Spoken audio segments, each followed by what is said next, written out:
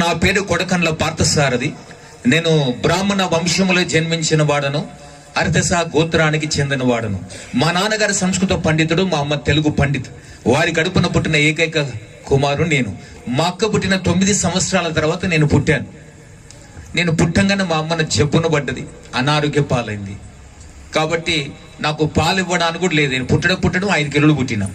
ఇక 5 కిలోలు కూడా తీయడం వస్తారు వాళ్ళు. ముందే అమ్మకు అనారోగ్యం, కడుపుల ప్రాబ్లం వచ్చింది. ఆ పల్ల అని ఆ కాలంలో ఉంటుండే ప్రాబ్లం. దాన్ని బట్టి మా అమ్మ నన్ను మోయకపోతుండే, పాలు కూడా ఇచ్చేది కాదు. కష్టతరం నన్ను మోయడం. కాబట్టి ఆ విధంగా నేను పుట్టిన కొద్ది మాసాలకు, అంటే ఒక 1 ఇయర్ వచ్చి 1.5 ఇయర్ ఎప్పుడు కానీ తెలియదు, మా అమ్మ చనిపోయింది. మా అమ్మ పోలిక కూడా నాకు తెలియదు. కాబట్టి నేను మా తండ్రి గారే నన్ను తండ్రిగా ప్రేమించి నన్ను పెంచి పెద్దవాడిని చేశాడు. కాబట్టి చిన్నప్పటి నుంచి బ్రాహ్మణ కులములో జన్మించాను గనక, అర్ధస గోత్రానికి చెందినవాడు కనుక ఈ పూజ పునస్కార యజ్ఞాలు యాగాలు రోజు ఉదయం లేచి 4 గంటలకు 5 గంటలకు లేచి స్నానం చేసి మడిగట్టుకొని పూజలు పునస్కారాలు ఇంట్లో చేసేవాడిని. ఆ విధంగా నా భక్తి దైనందిన జీవితంలో సాగుతుంది. స్కూల్కి వెళ్ళేవాడిని, స్కూల్లో చదువుతున్నవాడిని. స్కూల్లో చదువుతున్నప్పుడు ఎవడైనా అప్రాస్తుడు అంటే ఒకవేళ పాపి కానీ కులం తక్కువడు కానీ ఎవడన్నా తాకుతే ఆ పాపం నాకు చుట్టుకోగలే అని చెప్పేసి ముందే మా నాన్నగారు చాలా కేర్ఫుల్గా దాన్ని చేసేవాడు. కాబట్టి అవన్నీ నేను చేసుకుంటూ వాళ్ళందరికీ చాలా త్వరగా ఉన్నాను. అయితే క్లాసులో ప్రతిసారి సార్ ఏం చెప్పినా నేను ఫస్ట్ ఉండేవాడిని. ఏదైనా క్వశ్చన్ వేసానని ఫస్ట్ ఆన్సర్ ఇచ్చేది నేనే. బట్ నన్ను ముందు బెంచ్లో కూర్చోబెట్టేవాడు. అడిగిన వెంటనే నేను ప్రతి దానికి ఆన్సర్ ఇచ్చేది, సార్ ఖుషి అయ్యేవాడు. ఇక వెనక మొద్దులు ఉంటారు కదా ఎట్లయినా, ఇక మొద్దులకు దెబ్బలు పడుతుంటే నేను లోపల ఖుషి అయ్యేటోని. బాగా దంస్తున్న కొడుకులు నేను బాగున్నా నేను అని నా లోపల అది అతిశయం ఆటోమేటిక్ వచ్చేస్తుంది. కాబట్టి ఆ విధంగా నేను క్లెవర్ స్టూడెంట్. అంటే నాకు అన్ని సబ్జెక్టులు 90 అబోవ్ ఉంటుంది. కానీ ఒక ఇంగ్లీష్ ఒకటే నాకు నచ్చదు. నాకు ఎప్పుడు ఇంగ్లీష్ చదివేటప్పుడల్లా ఎవడు పెట్టినరు, అది నా తెలుగు కాదు, నా భాష కాదు, ఇది ఇంగ్లీష్ పెడతారు, దీన్ని చదువుమంటారు, ఇది చదువుకపోతే దెబ్బలు పడతాయి, ఫెయిల్ అవుతాయి, ఇదేం కథ, మన భాష కూడా కాదు, ఎందుకు పెట్టిన దీంట్లో అనిపించేది నాకు. కానీ సబ్జెక్ట్లో ఉన్నది కనుక చదవక తప్పదు కనుక ఇక చదివేవాడిని. అన్నిట్లో 80-90 పైన ఉంటాయి, దీంట్లో మాత్రం 50 ఉంటాయి సగం. ఏదో సబ్జెక్ట్ కాబట్టి చదివాను, కాబట్టి అలా పాస్ అవుతూ వచ్చేవాడిని. కాబట్టి ఆ విధంగా నేను క్లాసులో క్లెవర్ స్టూడెంట్ వల్ల అన్ని చెప్పడం వలన పక్కనున్న నా స్నేహితులకు అందరికి దెబ్బలు పడాయి. చూడరా పార్థసారథి ఎంత బాగా చెప్పేవాడు, అసలు దరిద్రులారా ఎట్లున్నారా మీరు, ఒక్కడు కూడా మొద్దు ముఖంలారా, చదవరారా ఇంటికాడ అని చెప్పేవాడిని కొట్టేది. కాబట్టి నాకు ఒక చిన్న పిల్లక ఉండేది ఇంకా స్కూల్లో వెళ్ళి. కాబట్టి వీళ్ళు వెనక పెంచులు ఏం చేస్తారు, ఇక ఈ అమ్మాయి వీడు బాపనుడు ఊకే చెప్తారు, మనకు దెబ్బలు పడతాయి ఏమరా అని చెప్పి కోపం వచ్చి ఊకే పిల్లక గుంజేటాడు. అది సహజమే ప్రతి స్కూల్. నాకు అట్లా అనిపిస్తే నాకు బాధ అనిపించేది. సార్ వీడు అది చేస్తుంటారు అంటే ఏమరా అట్లా చేస్తున్నావు అని దెబ్బలు పడేటి. ఆయన ఆ విధంగా చేసేవారు. తర్వాత నేను ఆన్సర్ ఇస్తున్న కొద్ది కాలానికి ఏం చేశారంటే, ఇక వీడు ఇట్లా ఇంట్లో నేను అప్పుడు 5 కిలోలు పుట్టాను కదా. 5 కిలోలు పుట్టినా 7వ క్లాస్కి వచ్చే లోపల 112 కిలోలు ఉన్నా. అంటే ఒక చిన్నపాటి డ్రమ్ అన్నట్టు ఇట్లా ఊగేటి అని, అంత హెవీ 112 కిలోలు అంత పర్సనల్ అంటున్నారు. కాబట్టి వీళ్ళు ఏం చేస్తారని ఆన్సర్ ఇస్తున్నాడు, వీడు చెప్పి మనకు దెబ్బలు పడుతుందని చెప్పి పాపను నన్ను వెనక వెనకకు లంచ్ పిల్ల వెంట్రబెల్గా వెనకకి తీసుకుపోయి నా పక్కలు గుద్దెట్టోళ్ళు. ఈ పక్కలు మనం పప్పు కూరని తింటారు, అంత మెత్తగానే ఉంటుంది కాబట్టి ఇక బాగా నొప్పి లేసేటి, ఎంతగా కొడుతున్నారు అని. ఇక ఒక్కోసారి నాకు ఆన్సర్ తెలిసినా నేను చెప్పకపోయేవాడిని. ఎందుకు మీరు చెప్పమంటారు, చెప్పినాక ఈడదంతాడు, చెప్పకపోతే ఆయనదంతాడు, ఇదెందుకు కూడా అని చెప్పేసి చెప్పకుండా స్థాయిలో చేతులు కిందకి వేస్తే అడిగేవా సార్, అందరు ఎవరు చెప్పరారా ఆన్సర్ అంటే ఎవరు చెప్పలేవు. ఏ పర్సన్ నీకు రాదా అంటే వస్తుంది, మరి ఎందుకు చెప్తలేవు, బాగానే చెప్పమంటావు సార్, చెప్పినాక ఈడు లంచ్ బెల్కి ఇంటర్వ్యూకి ఈడు కొడుతున్నాను వీళ్ళు తీసుకుపోయాను. కానీ అప్పుడు సార్ కూడా రే ఏంద్రా అట్లా అని. కొద్ది రోజుల తర్వాత నేను స్కూల్కి పోలేదు, ఈ పిల్లక ఊకే గుంచుతున్నారు, నాకు కొద్దే వద్దని. మా నాన్న లేదు మనం ఏమనుకుంటున్నాం అది ఉండాలి మనకు, నువ్వు ఉండలేదు, నేను స్కూల్ పోవాలంటే ఇది వద్దాను. అట్లా నేను అది తీపిచ్చేసుకున్నాను. దాని తర్వాత ఈ దెబ్బలు పడే బాధ నుంచి కూడా తప్పింది. ఇది నా జీవన విధానం. క్లాసులో క్లెవర్గా, ఇంట్లో ఒక మంచి పిల్లోడుగా ఉండేవాడిని, ఆ విధంగా చదువుతుండేవాడిని. కానీ లోపల ఈ పాపపు కార్యాలు అనేక ఉండేటి, అది బయటికి కనబడలేదు. 3 పూటల స్నానం చేసేవాడిని, కాబట్టి చాలా బాగుండేవాడిని. నేనే రోజుకు 3 ఈ కుంకుమ పసుపార్చన ఈ 3 ఏళ్ళకు ఉండేది. ఎప్పుడు గోర్లలో కూడా పసుపు కుంకుమ ఉండేది.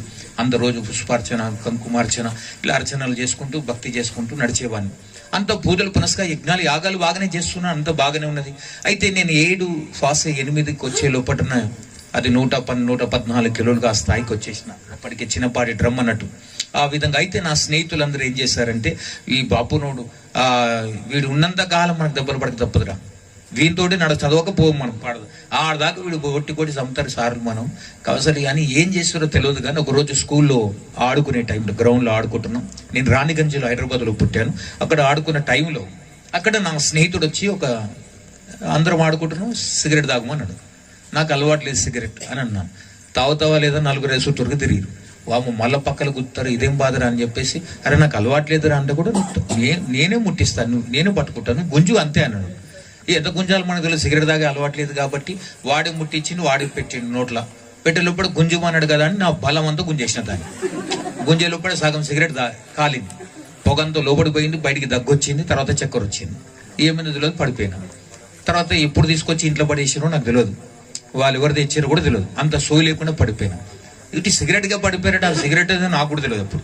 అది పడేసిన తర్వాత తెల్లారి ఆ రోజు సాయంత్రం నన్ను తీసుకొచ్చి పండబెట్టారు. ఎవరు పండబెట్టారో తెలియదు. రాత్రి లేపుతున్నారు, ఇట్లా చూస్తున్నాం, మళ్ళీ పండుకుంటున్నాం, మళ్ళీ పొద్దుగా లేపుతున్నారు, మళ్ళీ చూస్తున్నాం, మళ్ళీ పండుతున్నాం, కానీ లేస్తలేము, అంత మత్తున్నది. ఇవాళ సాయంకాలం నన్ను ఇంట్లో పండబెడితే రేపు సాయంత్రం 4:30కి లేచిన. ఏంది ఇంత, అది అప్పుడు లేచి స్నానం చేస్తున్నా. నేను స్కూల్కి వెళ్ళాలి కదా, పొద్దుగాలు అవుతుంది కదా అనుకుంటున్నా. ఎందుకంటే అంటే స్కూల్కి వెళ్ళాలి కదా, ఇంకేం స్కూల్ రా, దినమంతా పండుకున్నావు, రాత్రి అంతా లేవలేదు, తినలేదు, పొద్దుగాలు తినలేదు, మధ్యాహ్నం తినలేదు, ఏదని అంతగానో మత్తు, ఏం తిన్నావు, ఏం తాగినావు అని మా వాళ్ళు, అరే నేనేం చేసిన అని. ఇప్పుడు సాయంత్రం స్కూల్ అంతా వదిలేసి అందరూ వచ్చేటప్పుడు ఇప్పుడు లేచి పోతా అంటే ఏంటంటే అప్పుడు అర్థం కాలే ఆ పరిస్థితి. తర్వాత మా స్నేహితులు చెప్పారు, అది సిగరెట్ కాదు గంజాయి అని.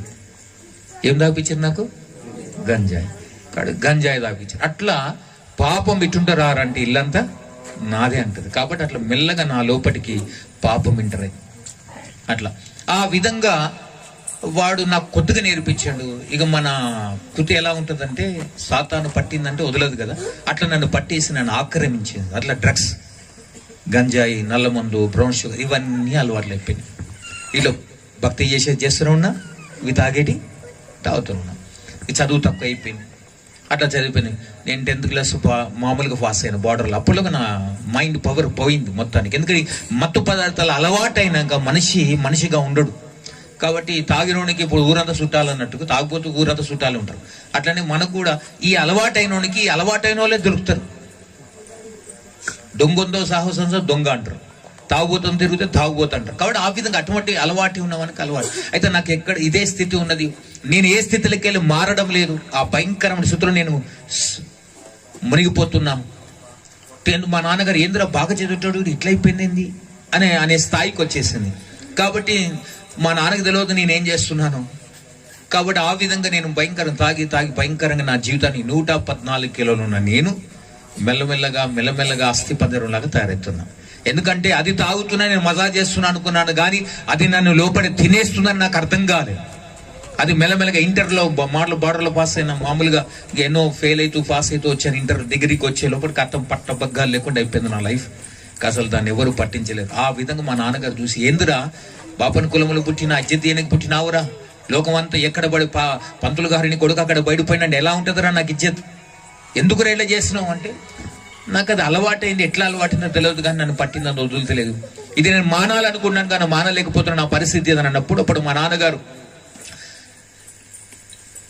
మా నాన్న అంటే పంచప్రాణాలు, ఎందుకంటే ఆయన్నే కని పెంచి పెద్ద చేశాడు కనుక, ఈ పాదాలు పట్టుకుని ఏడుస్తున్నా, నాన్న నన్ను క్షమించు, నేను ఇది మానాలనుకున్నాను కానీ మానలే, చిన్నప్పటి నుంచి లేత హృదయంలో అలవాటైందా నాకు, ఇది నన్ను వదులుతలేదు అంటే మా నాన్న కూడా బాధపడి, అయ్యో కన్న కొడుకు ఇట్లా అయిపోయింది కదా పరిస్థితి అని చెప్పేసి ఎక్కడికైనా తీసుకొచ్చి బాగు చేద్దామని ఎన్నో పుణ్యక్షేత్రాలు తిప్పాడు. తిరుపతి వెళ్ళాను, యాదగుట్టకు పోయాను, పుణ్యక్షేత్ర గంగాకు వెళ్ళాను, అక్కడ మునిగాడు, ఇక్కడ మునిగాడు, అన్ని చేశాను, అన్ని కార్యక్రమాన్ని చేశాను.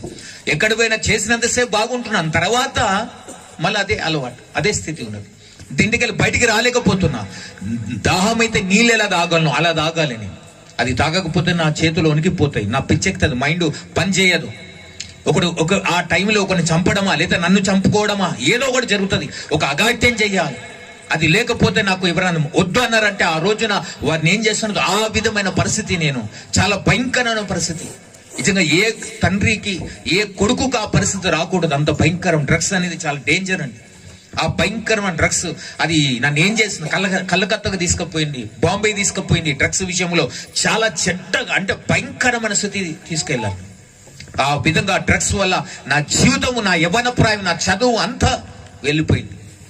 కాబట్టి ఈ విధంగా నేను కొట్టుమిట్టాడుతున్న ఆ పరిస్థితులకి నన్ను విడిపించేవారు లేరు. మా నాన్నగారు ఏం చేసిన, ఎక్కడికి పోయిన ఇతరులు ఏందిరా ఇది, భక్తి చేసిన పూజ చేసినంతసేపు బాగానే ఉంటున్నాను, పూజ అయిపోయిన వెంటనే తాగాలి, లేకపోతే పిచ్చెక్కుతుంది.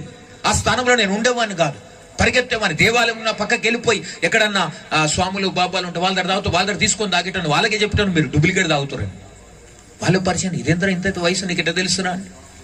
కాబట్టి నేను తాగేది చాలా పవర్ఫుల్ తాగేవాడిని. అది కలకత్తాలో దొరుకుతుంది, బాంబేలో దొరుకుతుంది, హైదరాబాద్లో ఒకే అడ్డలో దొరుకుతుంది.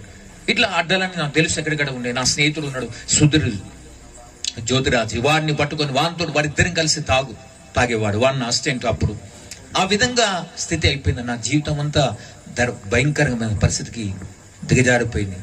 మా నాన్నగారు ఎట్లరా నువ్వు మారాలి, ఎట్లా మారుతావు అంటే నేను కూడా మారాలనే ఉన్నది కానీ మార్పు రాలేకపోతుంది.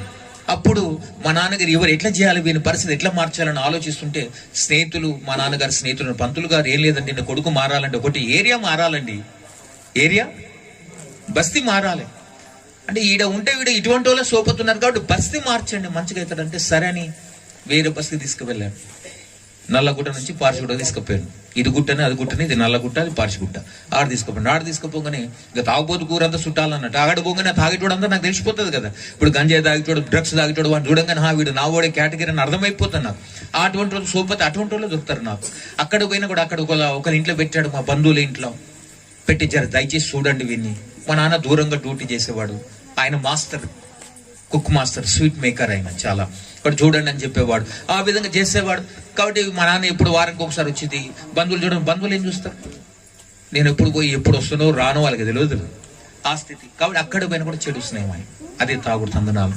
మా ఏరియా మారినా మారలేదు, ఎక్కడ పోయినా మార్పు చెందలేకపోతే మా నాన్న ఎప్పుడు మారుతావురా, ఎలా మారుతావురా, నువ్వు చచ్చన్న పోతే బాగుండు కదరా. అక్కడ ఇజ్జతంతా చేసినావు. పంతులు గారిని కొడుకు అక్కడ పడిపోయిన, పంతులు గారు ఇక్కడ పడిపోయినాను అంటుంటే ఎంత అవమానం ఉంటుంది, అసలు నువ్వు చనిపోతే బాగుండు కదరా. ఏడ్చాడు మా నాన్నగారు. నాకు కూడా ఏడుపు వస్తుంది, బాధ అవుతుంది. నేను మానాలనుకుంటున్నాను కానీ మానలేకపోతున్నాను అన్నప్పుడు మా నాన్నగారు ఎలా చేయాలి వీని అర్థమైతే లేదు. కన్న కొడుకు భయంకర స్థితి దిగజారిపోయాడు. తెల్లగా 112-14 కిలోలు ఉన్న నేను మెల్లమెల్లగా అస్థి పంజరం అయిపోయింది నా బతుకంతా. అప్పుడు మా నాన్నగారు ఏం చేయాలి అర్థం కానప్పుడు ఒక స్నేహితుడు ఒక సలహా ఇచ్చాడు. పంతులు గారు మీరు జనరల్గా అక్కడికి బోరు కానీ నేను ఒక మాట చెప్తా, మీ కొడుకు బాగా కావాలంటే మీరు ఒక దగ్గర చెప్తాను, అక్కడ తీసుకువెళ్ళండి అని చెప్పాను. అప్పుడు నన్ను ఒక దగ్గర తీసుకువెళ్ళారు, మదీనా దగ్గర తీసుకెళ్ళారు.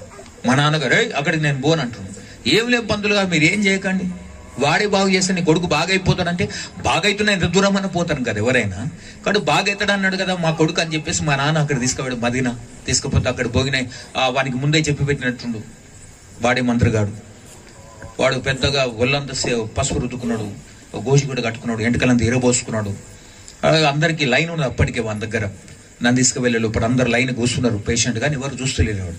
కాబట్టి నేను బొంగని పంతులు గారు నమస్కారం అని చెప్పి మా నాన్నగారు కాలు ముఖానికి వస్తే ఏ అప్రాచ్యుడా నన్ను ముట్టకన్నాడు మా నాన్నగారు. చెంపిలు పంతులు గారు నీ గురించి చెప్పారు, ఏం భయపడకు, వీడేనా నీ కొడుకు, బాగైతాడు, ఈ రోజున మంచిగా అవుతాడులే అని. నేను కూడా బాగా అవుతాడు, వీడు బాగా చేస్తాడు అని అనుకోండి, మనకు తెలియదు కదా. అసలు బాపు నువ్వు ఇవ్వని కాలు మొక్కరు, అందరూ మా కాళ్ళ మొక్కలుగా ఇవ్వని కాలు మొక్కం. కాబట్టి ఆ విధంగా మా నాన్నగారు వాడు మొక్కనికి వస్తే మొక్కకు నన్ను తాకక్కని అన్నాడు. సరే వాడు కుర్చేసాడు, కూర్చోబెట్టిండు, అట్లనే కూర్చోబెట్టిండు. వాడు ఎదురు కూస్తున్నాడు.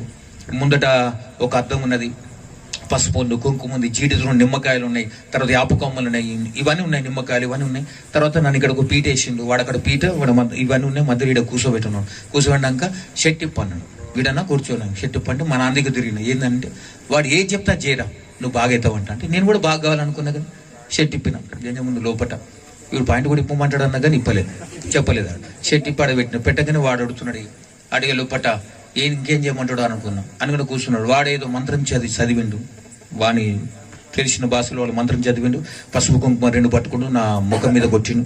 ఇదంతా నెత్తి మీదకి వెళ్ళి పడ్డది, ఇక్కడ దులుపుకుంటున్నాం. తెలుపుకుంటా ఇప్పుడు చెప్పు నీ పేరు అని అన్నాడు. అనగానే నేను మా నాన్నకి ఏంటంటే చెప్పురా, ఓకే రైట్, కొడకండ్ల పార్థసారథి అని చెప్పాను. మా నాన్నగారు పెట్టిన పేరు అది కొడకండ్ల పార్థసారథి అని చెప్పాను. చెప్పలపట వాడు మళ్ళీ ఏదో చదివిండు, మా నాన్నకి తిరిగిండు, మళ్ళీ చదివిండు, ఏదో మళ్ళీ నమ్మకం జల్లిండు, నిమ్మకాయ ఈడ కోసిండు, నిమ్మకాయ అంత షోరో ఆడుతుంది కదా, అది ఆరింది. మళ్ళీ ఇప్పుడు చెప్పు నీ పేరు అంటాడు. మా నాన్న ఏంది చెప్పురా, కొత్త పేరు నాకేమైనా పెట్టింది, అది పేరు కదా. అని చెప్పేసి ఇక కొడకంలో తీసేసి షార్ట్ కట్లో కే పార్థసారథి అని అనగానే ఈ యాప కొమ్మలు తీసి ఈ పంట కొట్టిండు. ఇప్పుడు షెట్ లేదు, నాకు మండుతుందా లేదు, మండుతుంది, బాగా మండుతున్నది. సరే ఇదేం బాధ అనుకున్నా, మా నాన్న దిగుతారు పోతుంది బాగా అవుతుంది. సరే బాగా అవుతాయి కదా అనుకున్నాం. సరే మళ్ళా వాడు మళ్ళా మంత్రం చదివిండు, ఏదో చదివి మళ్ళీ నిమ్మకాయ నా చుట్టూ తిప్పిండు, ఎత్తి మీద కోసి పలగొట్టిండు. మళ్ళా చేసి ఇప్పుడు చెప్పు నీ పేరు అంటాడు. ఓరి అవ్వ ఎన్నిసార్లు చెప్తారా పేరు అని మళ్ళీ మా నాన్న దగ్గర తిరిగితే చెప్పండి. నాకు కోపం వస్తుంది, యాప మండుతుంది ఈ పంత నాకు. కాబట్టి ఉట్టి పార్చారు అని కోపంలో అంటాం కదా, ఇరిటేషన్ ఉట్టి పార్చారు అని మళ్ళీ యాపకొద్దాం కూర్చున్నాడు. నీ ఏవో పేరు చెప్పమంటాడు, కొడతా ఉంటాడు ఇటు ఎందుకు అని చెప్పేసి అది యాపకొమ్మ, వాడు పరిపత్తలో ఉన్నాడు కదా, అది యాపకొమ్మలు తీసి ఈ పంత నేను వలగొట్టినా. వాడి గుంజ నన్ను గుంజ అందరు గుంజి అటు గుంజి ఇటు గుంజి ఆఖరికి విడిపించినాక ఇక మన చల్ అని అప్పుడు అంటే మా నాన్న టవల్ ఇచ్చి తుడుచుకున్నాను, అది వేసింది. తర్వాత షర్ట్ ఇచ్చి చేసుకున్నా. అప్పుడు పంతులు గారు వెనుక పెద్ద దయ్యం ఉంది నాతోడు కాదు, వీళ్ళు తీసుకపో లేదు ఇటు చంపుతట్టున్నాడు అని నన్ను తీసుకొచ్చారు. తీసుకొచ్చిన తర్వాత అరే ఏంది వాడు కరెక్ట్ చెప్పిన, అవురా నువ్వు కరెక్ట్ చెప్పినావు, వాడే దయ్యంగా ఉన్నట్టున్నాడు, వానికే పెద్ద దయ్యం ఉంది నిన్నంటాడు మళ్ళా అని అన్నాడు. మా నాన్నగారు తీసుకుని వెళ్ళిపోయారు. ఇంక బయటకు వచ్చేసాను, కొంచెం దూరం పోగిన మా నాన్నకు నేను దొరకకుండా వెళ్ళిపోయాను, తప్పించుకున్నాను. మళ్ళీ 3 రోజులు కనబడలేదు. అఫ్జల్గంజ్ బస్ స్టాండ్ కింద ఒక చిన్న పార్క్ ఉన్నది, ఇప్పుడు కూడా ఉన్నది అనుకుంటా పార్కు. అక్కడ పార్కులో ఆ పార్కు దగ్గర అక్కడే ఉండిపోయాను. అక్కడిని తాగి పడిపోయాను.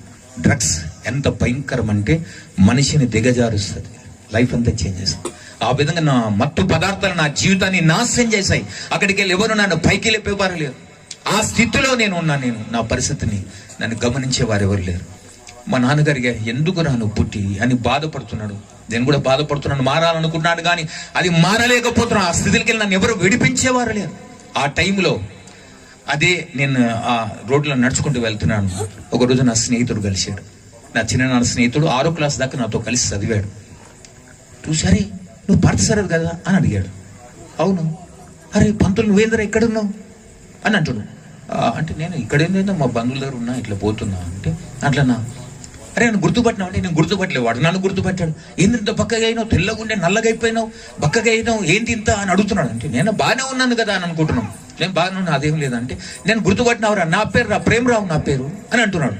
ప్రేమరావు అరే నువ్వా అని ఇట్లా మాట్లాడుకున్న ఫ్రెండ్స్, చిన్ననాటి స్నేహితుడు కనుక మాట్లాడని చేసినాక నేను ఇట్లా కలుపుతున్నా గంజాయి, దాంట్లో నింపుకొని తాగుదామని.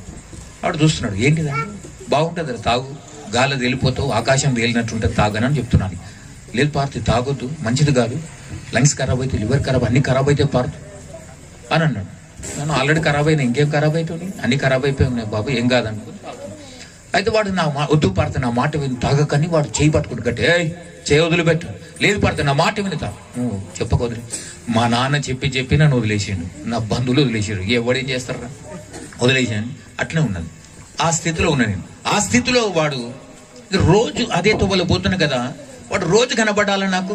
వద్దు పార్త ఇది తాగు, ఇది తాగడం వల్ల ఇవి ఖరాబ్ అయితే అవి ఖరాబ్ అయితే అన్ని చెప్పి మనుషులందరూ ఇష్టానుసారంగా ఇట్లా బతుకుతున్నారు.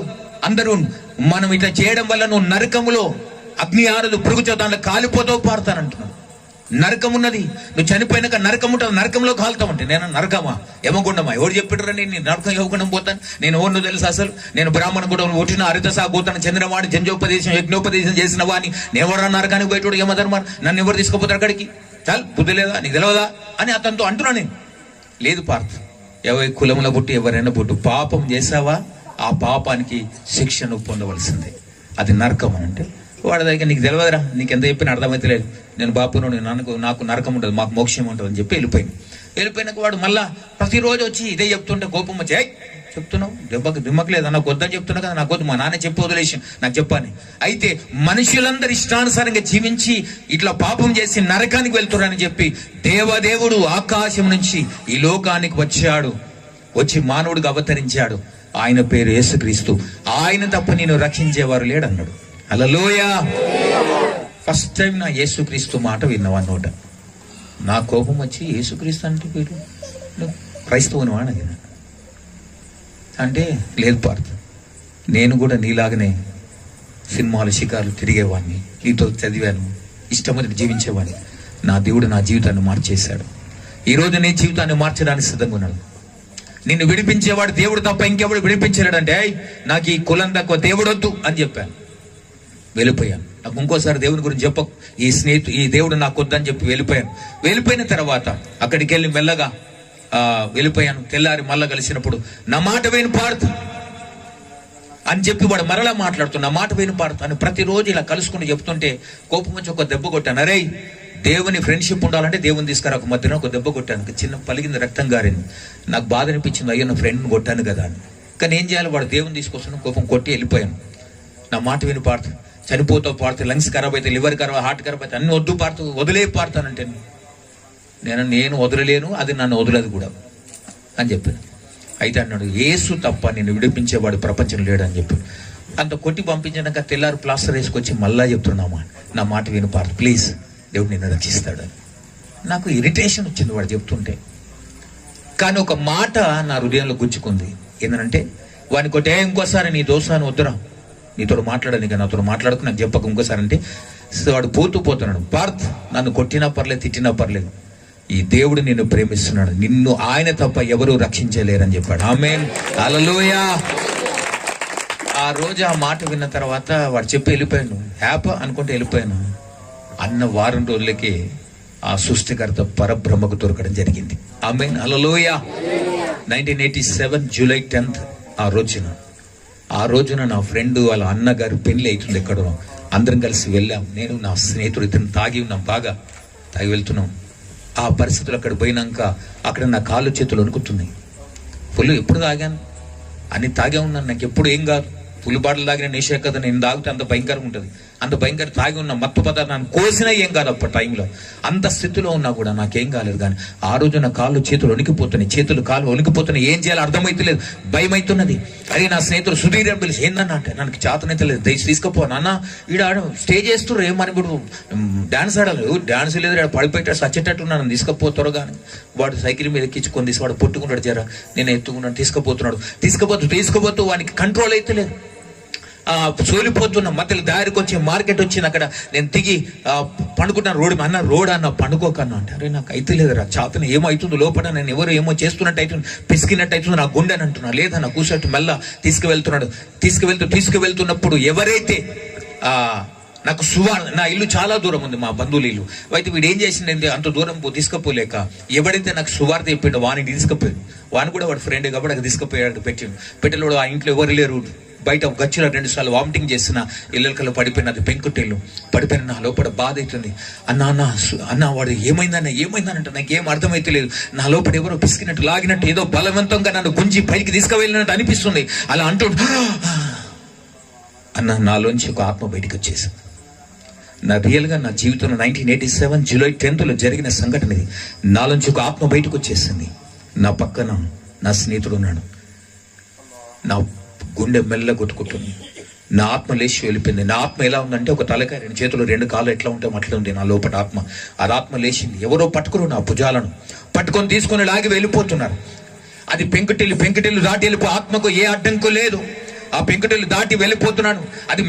అది ఎవరు తీసుకొని వెళ్ళిపోతున్నారు, ఎవరు పట్టుకున్నారో నాకు అర్థమైతే లేదు. కానీ ఆ భుజాలు పట్టుకొని తీసుకొని లాగి వెళ్ళిపోతున్నారు. అలా ఎత్తైన స్థలానికి తీసుకొని వెళ్ళిపోతున్నారు. చాలా మేఘాల మీదకి వెళ్ళారు. అక్కడికి వెళ్ళి మరలా కిందికి దింపుతున్నారు. ఎక్కడికి తీసుకువెళ్తున్నారు అర్థం కావలేదు. పోతున్న కట్టిక చీకటి, ఏమీ కనబడని చీకటి, ఆ కట్టిక చీకటిలోనికి వెళ్ళిపోయాను. నాకు చీకటి అంటే భయం. లోపల కళ్ళు మూసుకున్నారు. ఎవరో తీసుకువెళ్ళారు. భూమి ఎంత పెద్దగా ఉందో నాకు అర్థం కాదు, కానీ అది పెద్ద అగ్నిగుండం కనబడుతుంది. అగ్నిగుండములు అనేక ఆత్మలు కనబడుతున్నాయి.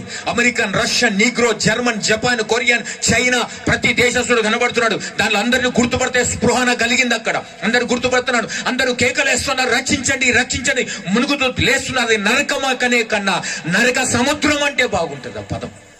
అది సముద్రం. అగ్ని నాలుకలు విభాగించబడి పైన ఎగురుతున్నాయి. మనుషులందరూ మునుగుతున్నారు, కండలు ఇట్లా ఊసిపోతున్నాయి, గుడ్లు ఊసిపోతున్నాయి. ఇవన్నీ పొక్క కనబడుతుంది. మళ్ళా మునుగుతున్నారు, లేస్తున్నారు. యాతన, అది నరక యాతన. అది ఆ యాతన అనుభవిస్తున్నారు. రక్షించండి కేకలేస్తున్నారు. నేను దాంట్లోకి నన్ను ఎంతసేపు పంపించిన తోలేదు, నేను వెళ్ళి దాంట్లో పడేసిన ఎవరున్నాను వదిలేగానే. ఏంటిది, ఏ లోకం నాకు అర్థమైతలేదు. గంత గజిబిజి ఉన్నది. అందరు కేకలేస్తున్నారు, రక్షించమని. ఎవరు కేకలేస్తున్నారు అని చూస్తే ఎవరు లేరు అక్కడ.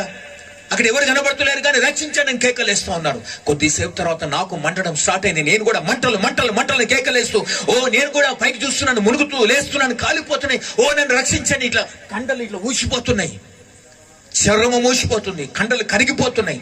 నన్ను రక్షించండి అని కేక. ఎవరు కనబడుతులేరు అక్కడ. అరే ఏంది ఇది, ఏ లోకం ఇది, ఎవరు తీసుకొచ్చారు, నేను ఎందుకు వచ్చాను నాకు అర్థం కావడం లేదు. అలా కాలిపోతూ భయంకరంగా యాతన అనుభవిస్తున్నాను. ఆ టైంలో నేను బాధపడుతున్నాను. అయ్యి ఎవరన్నా అడుగుదాం, ఎవరిని అడిగితే ఎవరి బాధ వానికి, ఎవడు చెప్పడు, అక్కడ ఎవడు మాట్లాడు. నరక వేదన, నరక యాతన అంటారు దాన్ని.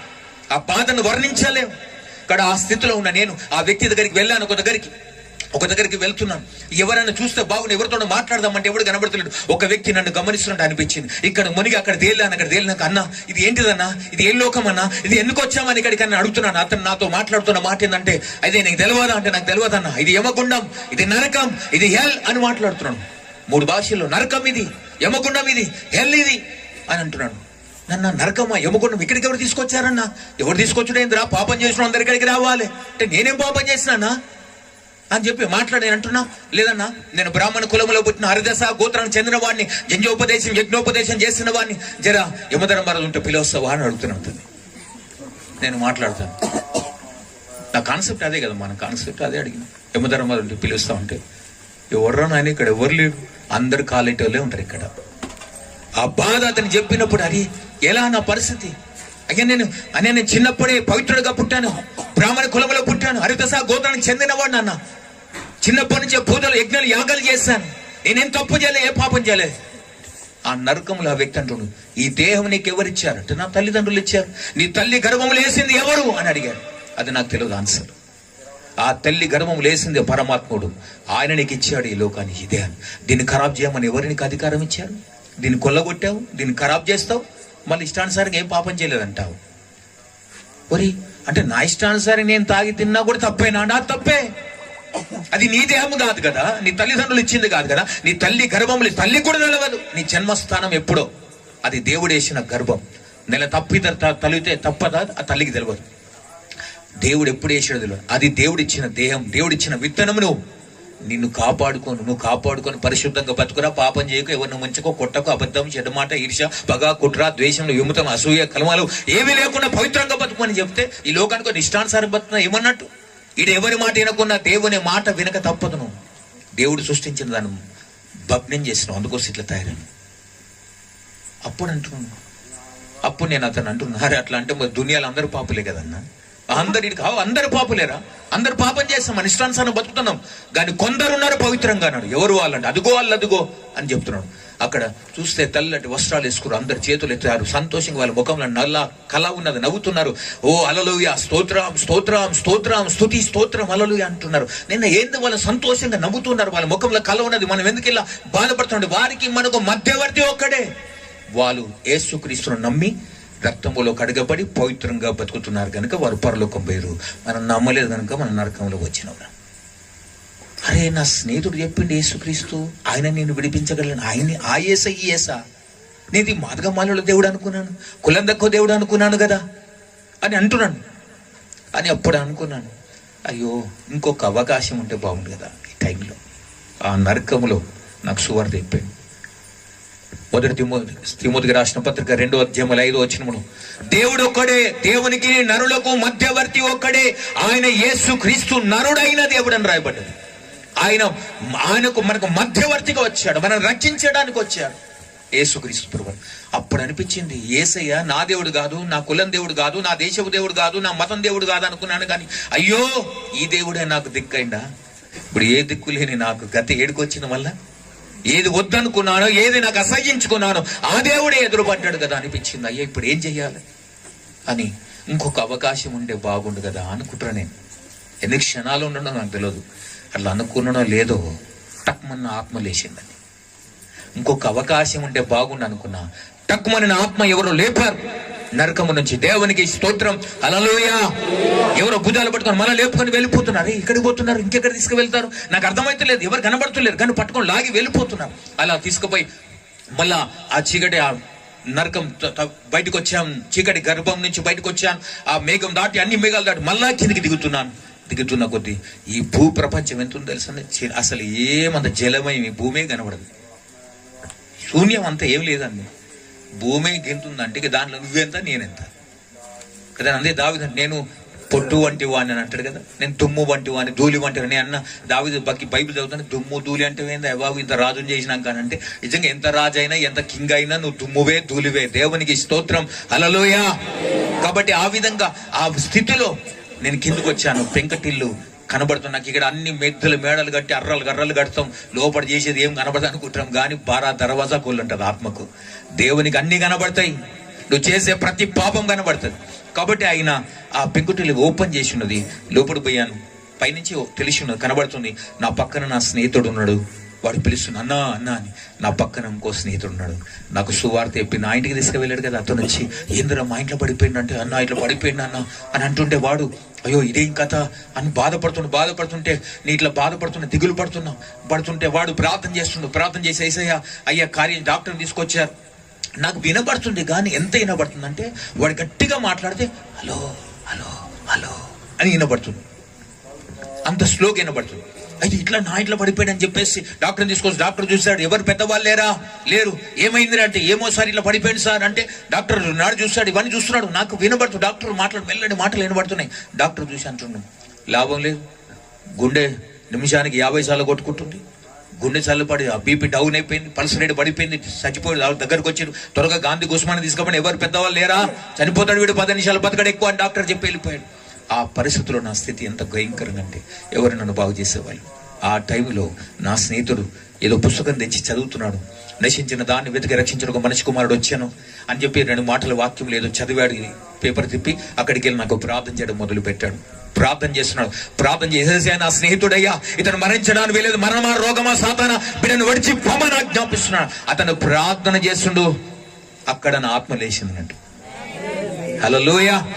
అతను ప్రార్థన చేస్తుండు, నా లోనికి వచ్చేసాను. దాహం అంటున్నాడు. వాడు స్తోత్రం గట్టిగా ఏదో అరుస్తున్నాడు. వాడికి జవాబు వచ్చిందని నీళ్ళు తీసుకొచ్చాడు, నా నోట్లో పోస్తున్నాడు. ఆ నీళ్లు నిప్పు రవ్వలాగా నోట్లో పడుతుంది. నాకు నిప్పు పోస్తున్నాడు, లేదు పార్త్ నేను నీళ్ళు పోస్తున్నా, నేను కాలిపోతున్నాను రా అంటే, లేదు పార్త్ నేను ప్రార్థన చేసినా నువ్వు బాగాను, ఇప్పుడు నువ్వు ప్రార్థన చేసుకుంటాడు. నేను ప్రార్థన చేసినా సగం బాగాను, ఇప్పుడు నువ్వు ప్రార్థన ఎవరో సగంలో దింపి వెళ్ళిపోతే ఎట్లరా, నాకేం తెలియదురా, ఇట్లా పోవాలి నాకు అర్థమవుతుంది, తవ్వ సగంలో దింపేసి వెళ్ళిపోతా అంటే ఎంత లేదు, నువ్వు చేసుకో ప్రార్థన అంటారా, నాకు ప్రార్థన రాదురా, చేతులు కలపలేకపోతాను, రాదురా, ప్లీజ్ రా, ఏడుస్తున్నా. చావు అంటే ఎవరికి ఏడుపు రాదండి, అందరి సావు అంటే భయపడతాం. నాకు కూడా 20 సంవత్సరాలు, అప్పుడు చిన్నపిల్లని కాదు, 20 సంవత్సరాల చావు అంటే ఎంత భయంకరంగా ఉంటుంది. ఎవరిన ప్రయాణం చనిపోవడం బాధ అవుతుంది. అతను ప్రార్థన చేస్తున్నాడు, లేదు పాడుతున్నా ప్రార్థన చేసిన నువ్వు చేయంటే, లేదు ఇంకొకసారి వచ్చాయి ప్లీజ్ ఇంకోసారి చేయరా, ఎందుకంటే ఇప్పుడు నాకు ఏ దిక్కు లేదు కదా, ఏసైనా దిక్కండి కదా, ఒక్కసారి ప్రార్థన అంటే వాడు సరే నేను చేస్తాను అంటే కళ్ళు మూసుకుంటా సార్, కళ్ళు మూసుకున్నా, ఇంకేం చేయాలి, చేతులు వాడు ఇట్లా పెట్టిపించాను, ఇళ్ళలు కలిపి పనుకొని ఇట్లా పెట్టుకున్నా, స్పర్శ చాతనెత్తలో బలం లేదు నాకు. వాడంటూ నేను ప్రార్థన చేస్తా, మరి నేనేం చేయాలని అడుగుతున్నా. వాడికి ఒక మంత్రం నేర్పించి నాతో అంటారా మీరందరూ, అంటారు అందరూ, యేసయ్యా నా దేవా నన్ను రక్షించు, యేసయ్యా నా దేవా నన్ను బ్రతికించు. ఇదే మంత్రం, వేరేదేం ఊరి ఇదే చెప్పాను. ఊరి ఇంతేనా, ఇంత పెద్ద శ్లోకం అనుకున్నా, ఇంత చిన్నదా, మరి ఇప్పటిదాకా ఎన్నిసార్లు నేను ప్రార్థన చేసేదాకా అంటూనే ఉంటాను.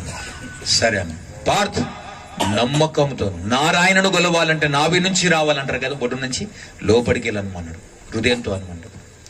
అప్పుడు కళ్ళ నిండా నీళ్లు గారిపోతున్నాయి. చావు ఉన్నప్పుడు ఎవరినైతే తిందండి సార్ కదండి, ఏ పుట్టలో ఏ పాముందో తెలియదు కదా. కాబట్టి ఏదైనా కానీ యేసయ్య నన్ను బతికించింది సరే అడుగుదాం మనస్పూర్వకంగాని, యేసయ్య నా దేవ నన్ను రక్షించి, యేసయ్య నా దేవ నన్ను బతికించని బెల్లని స్వరంతో అంటున్నాను.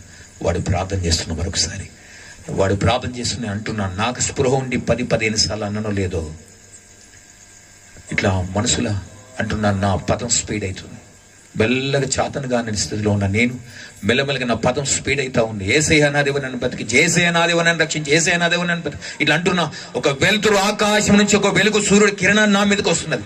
ఎందరు కన్ను మూసుకున్నా ఇది నా మీద పడుతుంది, వీడు ప్రార్థన చేయమని నేను ఇది అంటున్నా, ఎందుకు నా మీదకి వస్తున్నాను, సంపదని భయం అవుతుంది. అది నా మీద పడి నిప్పు వర్షంలాగా మీద పడి నా ఒళ్ళంతా జలధరించి నాలో ఉన్న దుష్ట శక్తులను బయటకు పోయి ఆ రోజు లేచి నిలబడ్డాను, మోకాళ్ళ మీద నిలబెట్టండి, ఇప్పటిదాకా బ్రతిగా ఉన్నా.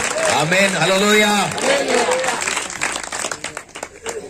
కాబట్టి దేవుడు చేసే అద్భుతం ఏంటంటే, ఆ రోజు 1987 జూలై 10th రోజు బతికానంటే ఇప్పటిదాకా బతికే ఉన్నా.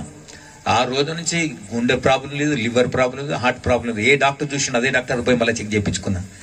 డాక్టర్ ఉన్నాడు, నువ్వు ఎట్లా బతికినవరా, నీ గుండె ఖరాబ్ అయింది, లంగ్స్ ఖరాబ్, లివర్ అన్ని ఖరాబ్ అయినాయి, డాక్టర్ చచ్చిపోయావు, నేను చెప్పేసి వచ్చిన ఎట్లా బతికావంటే వీడు ప్రార్థన చేసిండు సార్ అని. ఏసే గొప్పడు పోరా, ఆయన నా గొప్ప అన్నాడు. హల్లెలూయా. నా మొదటి సాక్ష్యం నా ఫ్రెండ్కి చెప్పిన, వాడు నాతో పాటు తాగుతాడు, నన్ను చూసి వాడు మారిండు.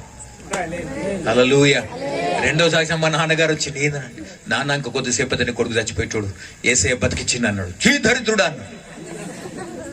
దేవుని కృపను బట్టి ఆ రోజు నుంచి ఏసైను వదిలిపెట్టలేదు. వదిలితే మళ్ళీ వచ్చి మీద పట్టుకుంటుంది, ఏమో పై పట్టుకుంటుంది. ఆ రోజు నుంచి ఏసైను వదిలేదు, ఏసైను వెంబడిస్తూ వచ్చాను. దేవుడు అద్భుతం చేసి నన్ను బతికించి, దేవుడు హైదరాబాద్లో పుట్టాను, అక్కడ చదువుకున్నాను. దేవుడు మారుమూల గ్రామం తీసుకొచ్చి అక్కడ పడేసి ఇక్కడ సేవ చేయరాని గాజుగూడెంలో సేవ చేస్తున్నాం. అక్కడ ఉండి అనేక దేశం, రాష్ట్రం, జిల్లాలు, మండలాలు అన్నీ తిరుగుతున్నాం. ఎక్కడ పడితే అక్కడ దేవుని నామాన్ని మహింపరుసు అనేకులకు దేవుని ప్రేమ సువార్తను ప్రకటిస్తున్నాం. ఆమేన్. హల్లెలూయా. అర్థమైంది. సాక్ష్యం ఇది, నా సాక్ష్యం. ఇంతసేపు చెప్పాను కదా, ఎంత చేసినా కూడా అన్నేసి చూడు నన్నేసి చూడు అన్నదండి. ఎవరు?